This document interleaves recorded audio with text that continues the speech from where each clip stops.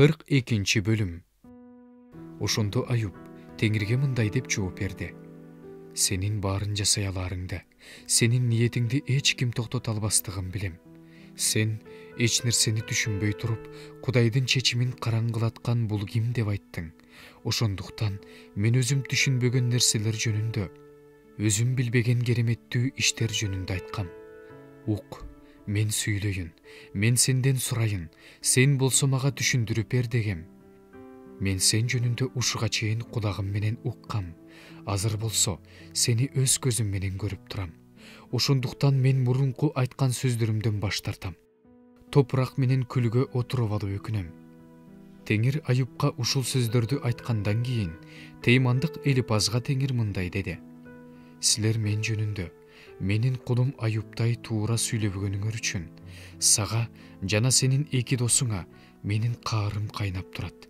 Ошондуктан 7 букачар, 7 кочкор алып, менин кулум Аюпка барып, өзүңөр үчүн курмандык чалгыла. Ошондо менин кулум Аюп силер үчүн сыйынат. Силер мен жөнүндө менин кулум Аюптай туура айткан жоксуңар.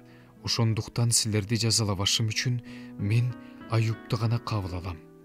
Ошондо Теймандык Элипаз, Шуктук Билдат, Наамалык Сопар барып, Кудай кандай буйруса, ошондой кылышты. Ошондо Теңир Аюпту кабыл алды. Аюп өз достору үчүн Кудайга сыйынгандан кийин Теңир Аюптун жоготууларын кайра берди. Теңир Аюпка мурункусунан 2 эсе көп берди. Ошондо ага инилери, эже карындаштары, мурунку тааныштары келишти. Анын үйүндө аны менен бирге ичип жеп, кайгы капасын бөлүшүп, соорутушту. Анткени Теңир анын башына көп азап салган эле. Ар бири ага бирден кесита, бирден алтын шакек берди. Теңир Аюптун мурунку күндөрүнө караганда, акыркы күндөрүнө аябай батасын берди. Ал 14 000 майда малдуу, 6 000 төөлү, 1 000 жуп өгүздү, 1 000 ургаачы эшектүү болду. Ал 7 уулдуу, 3 кыздуу болду. Биринчи кызына Эмима, экинчисине Кетсия, үчүнчүсүнө Киренапух деген ат койду.